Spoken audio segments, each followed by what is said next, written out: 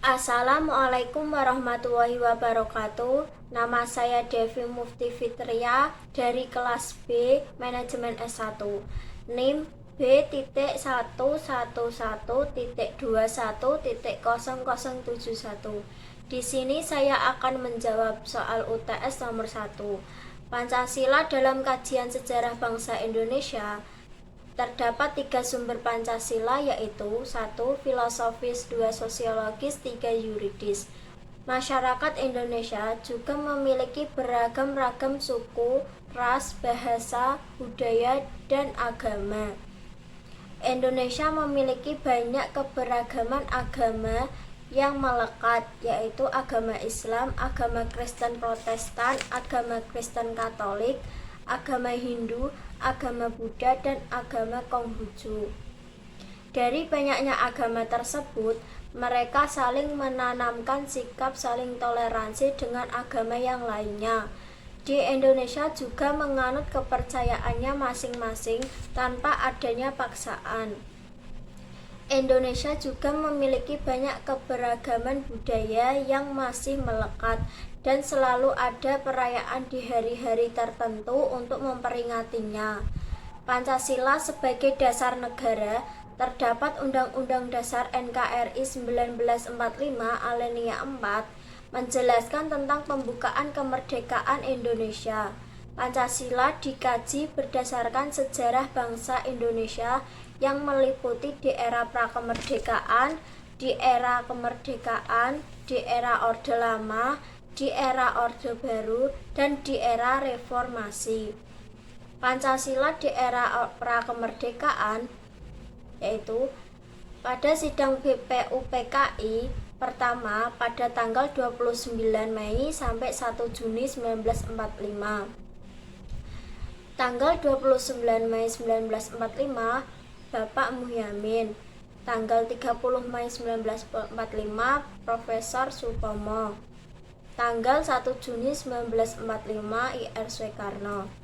Pada tanggal 22 Juni 1945, terdapat Piagam Jakarta. Sidang BPUPKI kedua 10 Juli 1945 menjelaskan tentang Piagam Jakarta yang menjadi dasar negara Indonesia. Ada juga pembahasan materi Undang-Undang Dasar dan pembahasan susunan pemerintahan negara. Pancasila sebagai khasanah budaya Indonesia. Kerajaan Kutai, Kerajaan Sriwijaya, Kerajaan Majapahit. Pancasila di era kemerdekaan. Pada tanggal 6-8 Agustus 1945, Hiroshima dan Nagasaki dibom. Kemudian sekutu kembali ke Jepang. Momentum proklamasi kemerdekaan. Pada tanggal 18 Agustus 1945, pengesahan Undang-Undang Dasar NKRI 1945 oleh PPKI dan pengesahan Pancasila sebagai dasar negara oleh PPKI. Pancasila di era Orde Lama 1950 sampai 1965. Dualisme interpretasi Pancasila, yaitu kubu pertama dan kubu kedua. Pancasila di era Orde Baru 1965 sampai 1998. Penerapan program P4 kepada masyarakat melalui pelatihan atau penataran dan diberitakan paham komunis di Indonesia. Pancasila di era reformasi dijadikan sumber dari segala sumber hukum dan ketetapan MPR nomor 3 2000. Di sini saya akan menjawab soal nomor 2. B. Tujuan dibuatnya peraturan yaitu untuk menjaga, mengatur keteraturan dalam kehidupan masyarakat dalam keadaan kemunculannya wabah COVID-19 dan agar penyebaran virus tersebut semakin berkurang. C. Undang-Undang Nomor 2 Tahun 2020 tentang penetapan Perpu 1 Tahun 2020 tentang kebijakan keuangan negara dan stabilitas sistem keuangan untuk penanganan pandemi COVID-19 dan dalam rangka ancaman yang membahayakan perekonomian nasional atau stabilitas sistem keuangan.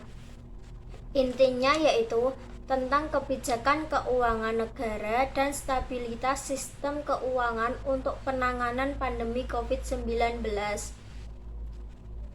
Peraturan Pemerintah Nomor 21 Tahun 2020 tentang pembatasan sosial berskala besar dalam rangka percepatan penanganan COVID-19. Intinya yaitu mengatur tentang PSBB.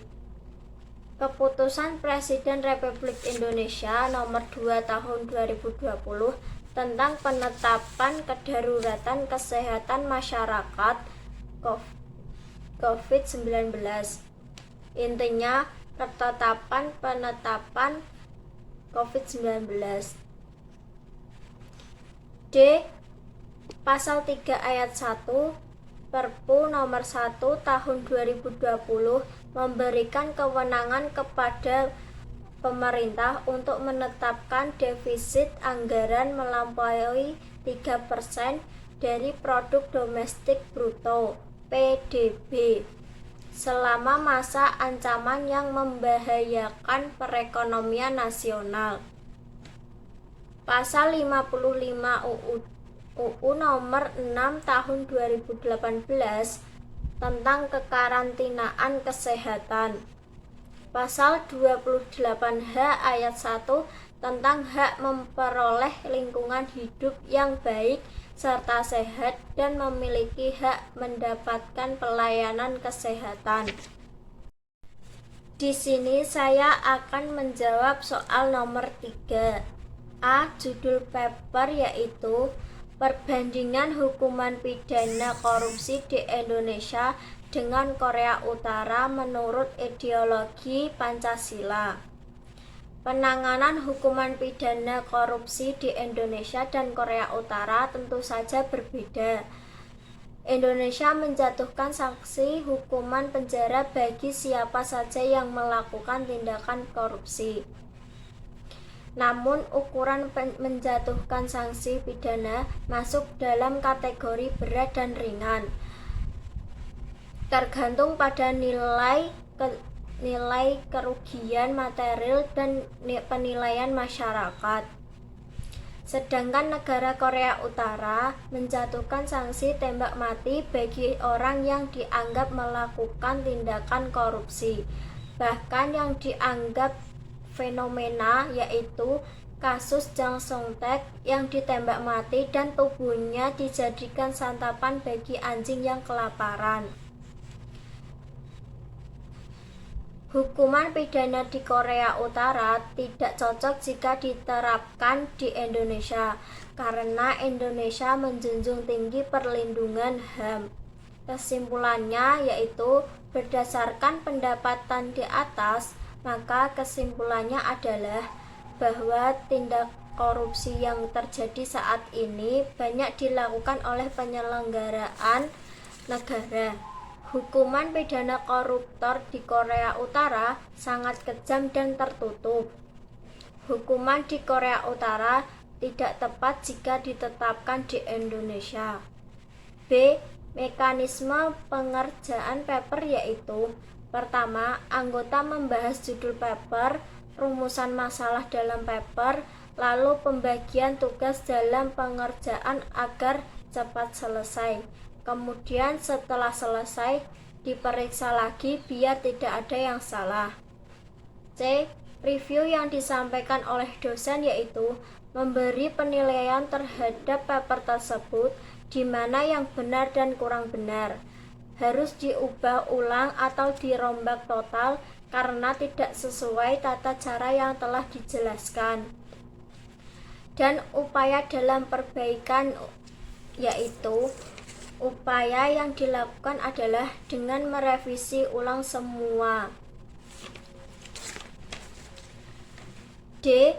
Kontribusi yang telah dilakukan selama pengerjaan yaitu saya dalam membuat paper yaitu membuat kesimpulan dari pembahasan paper yang telah dibuat. Manfaat apa yang saya dapatkan yaitu menambah pengalaman saya dalam menyusun sebuah paper. Sekian, terima kasih. Wassalamualaikum warahmatullahi wabarakatuh.